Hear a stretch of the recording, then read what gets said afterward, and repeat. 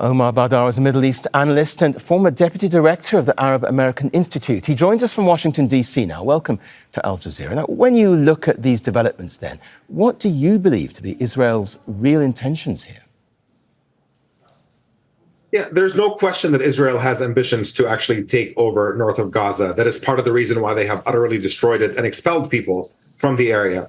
So while this is a small promising sign that they're now, through this agreement, going to allow people to return, they are allowing them to return to an area that is utterly devastated. There is no indication they're going to allow them to rebuild their homes in that area.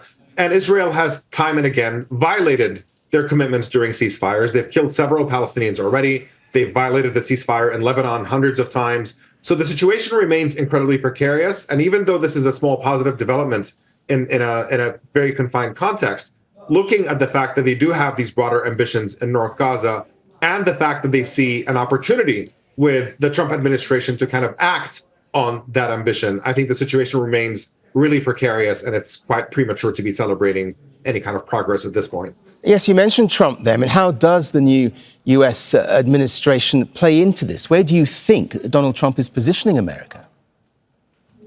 Yeah, Donald Trump is an incredibly dangerous president because he simply does not abide by any rules, is kind of ruled by his ego, and acts erratically and impulsively.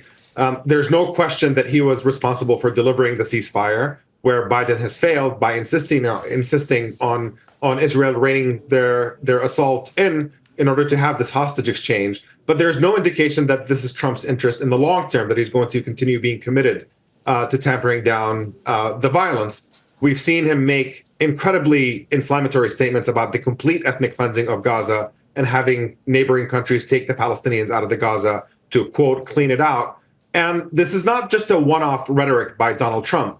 He's appointed Stefanik to the UN as U.S. ambassador to the UN, a person who openly says that her position is that Israel is biblically entitled to all of the Palestinian territories in the West Bank. And we've seen from his previous behavior in the first administration when he was in power, where he legitimized Israeli settlement expansion, legitimized Israel's annexation of Palestinian and Syrian territory in Jerusalem and in the Golan Heights. And he brings an attitude where he's surrounded by sort of religious fanatics who believe in Israeli expansionism. And that is a very, very dangerous sign for what Trump might let Netanyahu and Israel get away with during his second term. And you touched on this briefly. I mean, on the human front, it has to be remembered that Palestinians will be returning to destroyed homes and infrastructure. I mean, that situation can't be underestimated, can it? It's an absolutely devastating situation in Gaza. There are no words to quite describe the scale of the devastation that has been visited upon Gaza. And again, the question in the short term is Gaza going to be allowed to be rebuilt? Is Israel actually going to allow Palestinians to rebuild their homes and their lives? What kind of assistance is going to be allowed to come into Gaza in order to rebuild it? And beyond that, we have to remember that there is a much deeper underlying problem, which is the reason why this keeps occurring over and over again. Obviously, never at the scale. This is the first time that Israel went full genocide in Gaza. But the reason why we keep revisiting rounds of violence is because Israel does not allow Palestinians to be a free people anywhere in the occupied Palestinian territories. And as long as that is the underlying situation, there's no recipe for this conflict, so-called conflict, to end. We are only going to be visiting the situation over and over again. We need a fundamental shift in the entire dynamic. We need Israel to be forced to understand that Palestinians are equal human beings who are deserving of the same independence and self-determination that every other people in the world enjoy. And until that comes, we're unfortunately going to be stuck in this cycle for a very long time, in which Israel, in an effort to project its dominance over the entire region, uses incredible amounts of violence to devastate people in the neighboring areas, particularly Palestinians. And that's only going to breed further violence and going to keep this situation going from bad to worse over a very long time.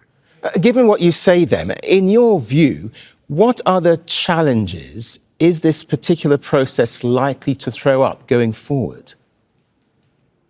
Yeah, the process right now that we're currently facing is going to determine some minor tweaks, what happens over the next few weeks.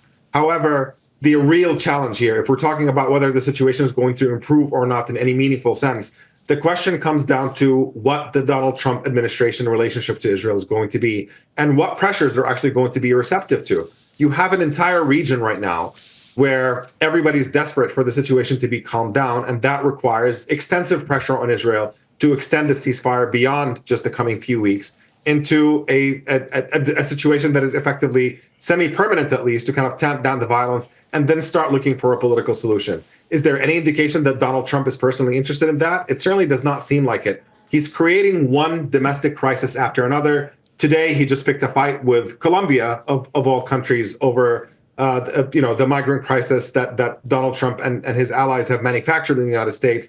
And once he gets distracted into all these other crises that he's creating, he's going to lose interest in what Israel is doing. And that is going to be likely the moment in which Israel feels like it has a freer hand to return to overwhelming violence. And then the future becomes incredibly uncertain to where that violence is actually going to lead.